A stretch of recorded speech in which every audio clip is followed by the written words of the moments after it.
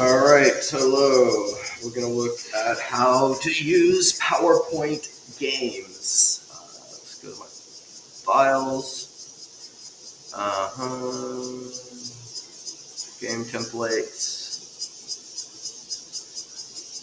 Bomb games. All right. Simpsons, Review Zombies, Madagascar. Which one's a good one to start with? Sure, Watermelon Bomb Game. So bomb games are played as team games, usually teams of 4 or 6 students, depending on how many students are in your class and the layout of your class. I always put my classes into teams of 4 to 6 students for various activities. They stay in the same teams. The teams are mixed level, so I purposely arrange my teams by like high level, medium level, and low level in each team, so they can do peer-to-peer work, and they'll also do pair work, but team game. So bomb game is a team game, and it's used at usually period 1, like when they first get an introduction to new key phrases or vocabulary. I believe this bomb game is for don't do that. Let's go ahead and open it up. Watermelon, watermelon on the vine. On the vine. Sweet where the juicy. Watermelon. So, for this game, they get points if they answer the picture hint correctly. Right, this is random reward. This is minus points. Change points with another team. So even if you're low in the score, there's always that chance that you could grab the highest score from somebody else. This keeps it very exciting. Kids love this. Of course, you have to have the bomb. It is a bomb game. Watermelon. So, there's numbers. So the students will also be practicing counting from 1 to 24. And they will say a number to choose a random square. Okay. So this is the picture hint. You teach this part in the PowerPoint at the beginning of class. Then the team must fill in the blank. Don't enter, right? And they all have to speak together. I usually do a countdown. 2, 1, go. Don't enter. Good job. Okay? Now let's see what their points are. 1. 30 points. Yay. Okay. I want to get to the multiple choice. Don't do that.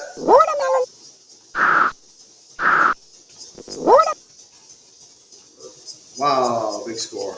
There's a thing we do in here.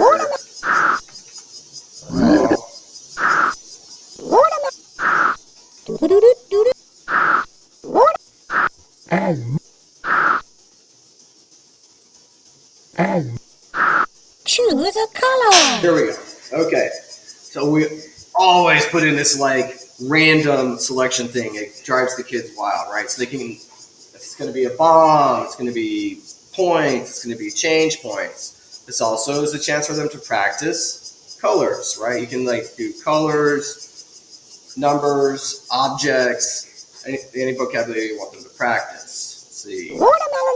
They got points if they chose blue. Watermelon. Right. So they can only choose one. I just wanted to show what was under each one.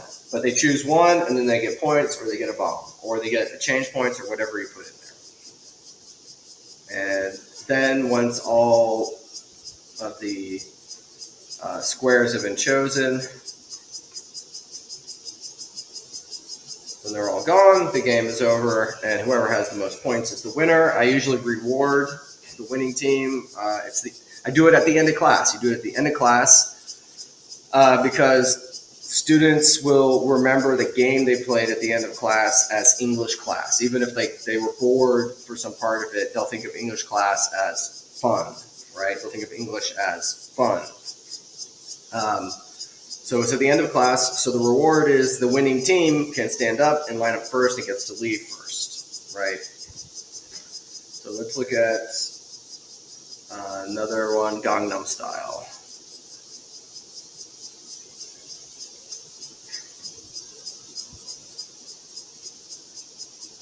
Audio should play automatically. So this looks like it might be broken. This definitely happens with the game. It's like so many copies are made, they can get broken. Let me see if I can find like this. Choose the vocab, flying sentence.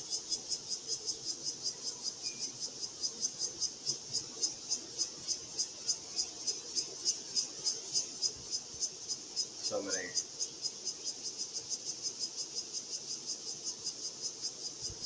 Fruit Ninja, Castle Crashers. See if the poop activity. That's the sound effects.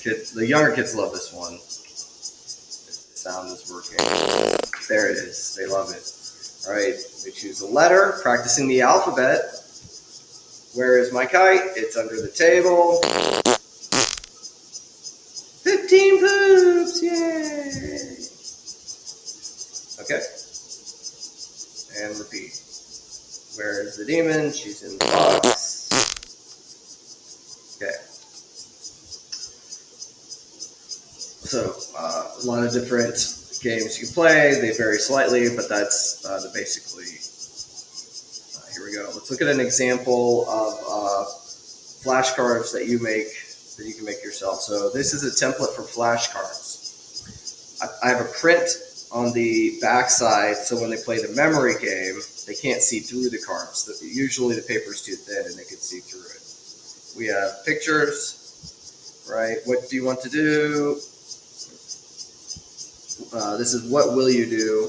I will go to band camp. I will study English. I will go to Paris. I will play soccer.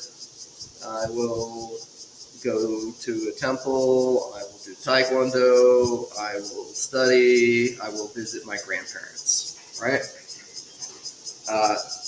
And you can have a words too. If it's a word match, you'd have like two sets, right? Pictures, and then you'd have the words. So you can just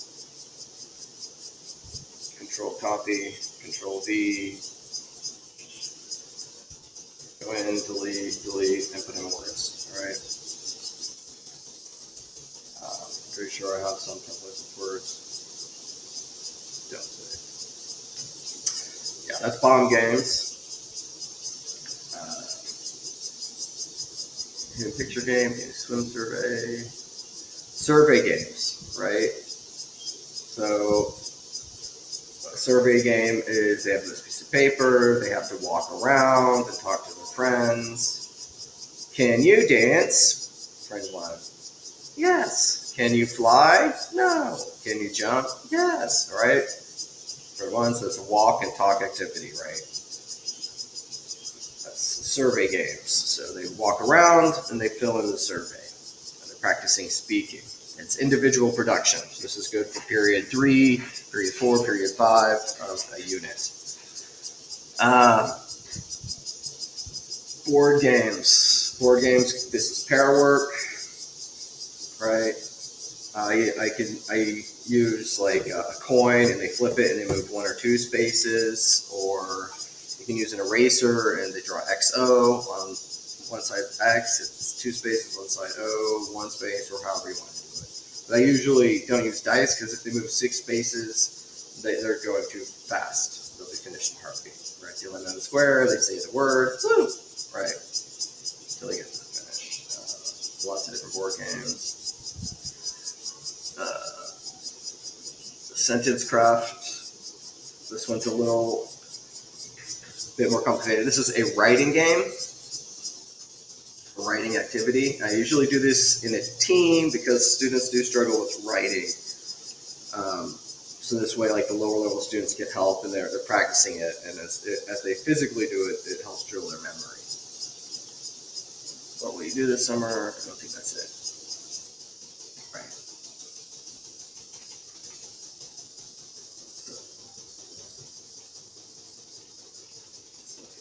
Actual gameplay, right?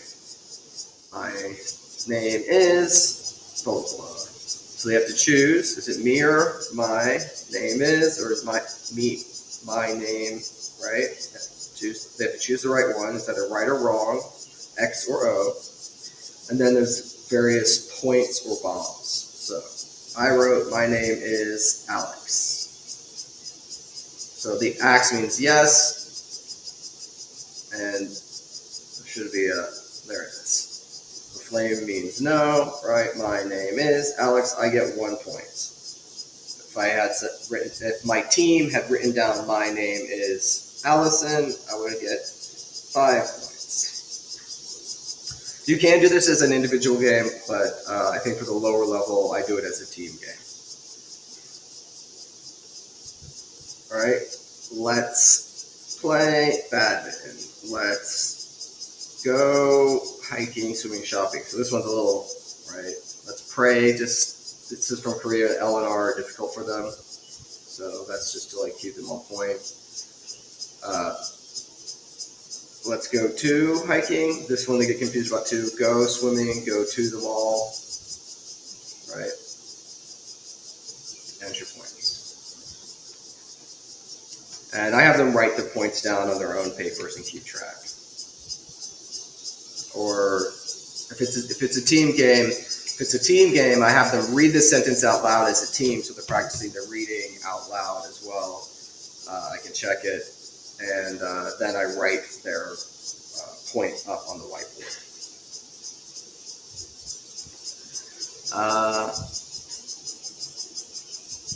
Pass the pencil case activity. This is another fun activity you can do to warm up at the beginning of class. Hopefully this one's not broken.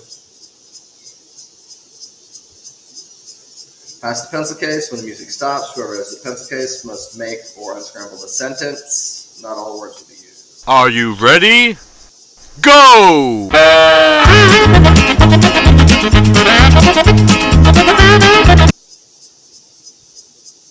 Okay, and whoever has the pencil case at the end. Ooh, it's a tough one. What's the problem? All right, so this would probably be more higher level. The words and sentences scrambled. What's the problem? Are you ready? Go! Right, they pass the pencil case around again. Someone else gets it. Make a sentence. I'm sick or I have a cold based on a picture. So all this stuff they would have been taught before. So this is like period 2, review, warm up, right?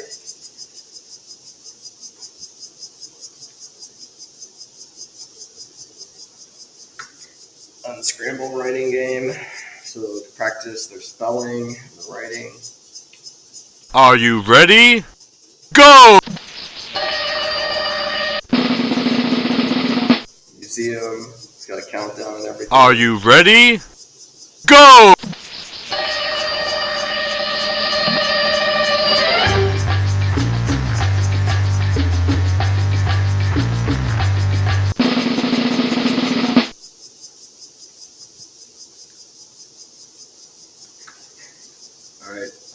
Battleship game. This one's really good for those question answer kind of sentence structures, and this is like a high level individual production activity that I usually do at the last period of a unit.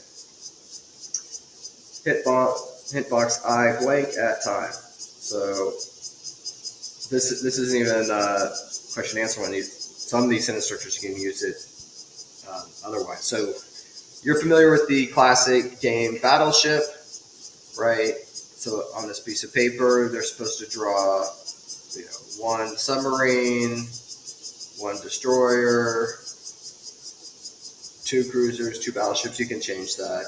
It might be alive, right? They draw it in their ocean, my ocean. Then they have their enemy's ocean, so they can keep track of what they've already said, right? So that if they get a hit, they should put an X or how we do it. How do we do it? Like an O for a hit and an X for a miss, right? So they can track where they're getting the hits.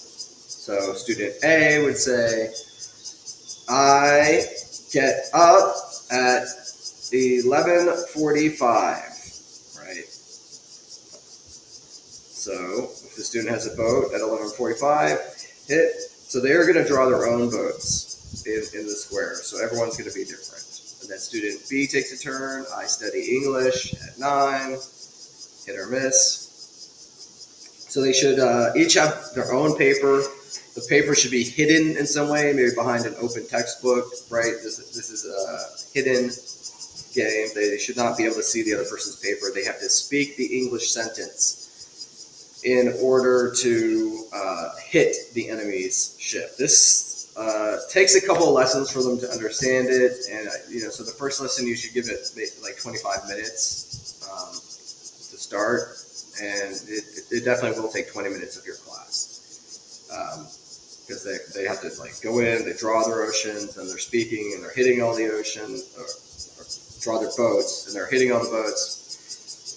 So like even this one, I'm like, I would reduce the number of boats, so it wouldn't take as much time. Let's see, we have another example. My father is a pilot battleship, right? So one of each, right? 4 ships and sails here, right? You can square. My father is a, right? My mother is a pilot. My aunt is a farmer, right? The bank is next to the bank is next to the restaurant or whatever. You see how you can like get them to practice those sentences, right? So they're reading, they're speaking, they're putting together separate parts of a sentence and filling in blanks. I love this activity.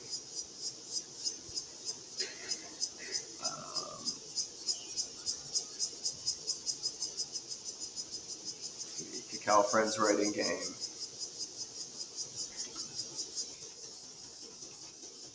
Unscramble. Unscramble word, then unscramble sentence. Get points. Okay, so they would choose one cacao friend. Cacao friends would give out the points. So let's look at an example. So they would see the scrambled sentence, the scrambled word in this case. They would write the word correctly, and usually I and my co-teacher walk around the class and check their spelling. Give them hints. It's okay to help them out. But don't give them the answer. Give them hints. Never give the answer. Never. You're stealing their learning from them. Then they would choose. They would write the name, right, of the character they like. Here in Taiwan, you'd use the line characters. Cacao is popular in Korea. Then we reveal the answer. And they get the points.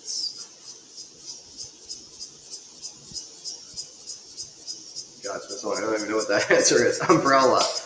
Okay. Right. So, and then part 2 of this game. Yeah. They get a scrambled sentence. And they have to start to write the correct sentence. Right. So it gets them thinking. It's not just copying. It's like thinking about the sentence and the spelling. And the whole random points thing, like, it's a competition. Once again, I usually do these writing games in teams, unless it's something like, if it was only scrambled words, I might do that as individual writing. But in the team, everybody must be writing on their own paper, right? So everybody's participating fully in every activity. I don't like any activities where people get like eliminated or something, because then you have a student who's not doing any practice during practice time. So I never do something that eliminates a player.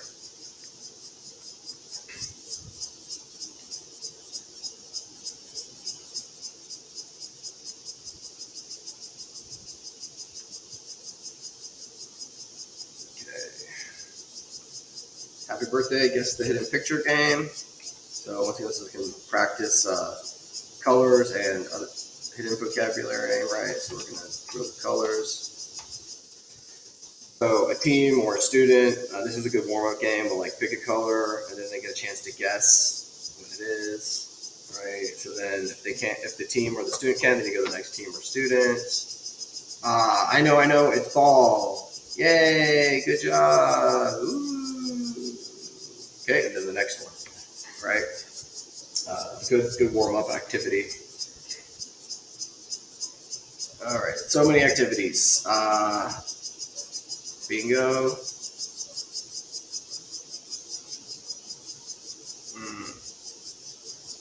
Yeah. So this is just a sheet. Something like alphabet practice. You have them write in the alphabet letters, and then you choose them at random from your flashcards or something. So they would don't let them do A, B, C, D, E, F, G, because then all the students would do it, and all the students would get the same score. So it has to be like A, C, Z, K. Right? They have to do it randomly, write it themselves, and yeah, or whatever words you're teaching, pink, black, blue, green, right? So bingo activities, and then use your flashcards to choose random ones, and then if they get 4 down or 4 across, they win.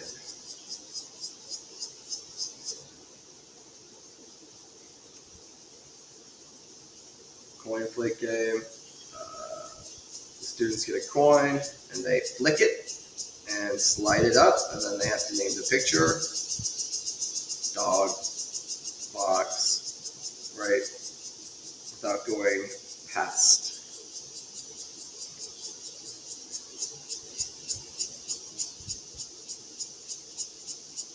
Sleeping Elephants is a team writing game. So you put them in teams of 4. Give your class in teams. Each team should have 4 students. Students go to sleep. So like they lay their heads on the desk and they don't look. And then one by one, each student in the team, student 1, student 2, student 3, student 4, looks up at the picture. Let's just look at it, right? So go to sleep. Student 1, they see the word R. Go to sleep. So student 4, 3, and 1 are not looking. They're laying their heads on the desk and not looking. Only student 2 can look at the word. The word is party. So we have R and party. Student 1 knows the word R. Student 2 knows the word party. Those flags, right? So it's like a scrambled sentence, and each student only has one part. So you have to work until each student has to have like that skill of being able to like read, remember, recall the word, and they have to work together as a team to create the proper sentence. Those are party flags. So the hint that it's not, are those party flags? It's a period and a capital T. Right? So that's that game. It's a little bit more challenging because the weak students have to try harder. So I do like to do this game sometimes to you kind of have to push some of the weaker students at times. That's what door check is for also. If the weaker students always over rely on team games and the stronger students, that's not helpful. You do that earlier on in the lessons to help catch them up, lesson 1, lesson 2, depending on how many lessons or how many lessons per unit there are. But at a certain point, they need to go to individual productions. They need to be able to do it by themselves. Okay, I'm not going to go through all of them. That's just like a rundown of some of the many games and activities you can use in your class to drill your vocabulary and your key phrases and practice reading, writing, speaking, listening in a fun, awesome way. So many fun, awesome ways to teach English. There's no reason English class should be boring. All right. Thanks for watching. Peace out.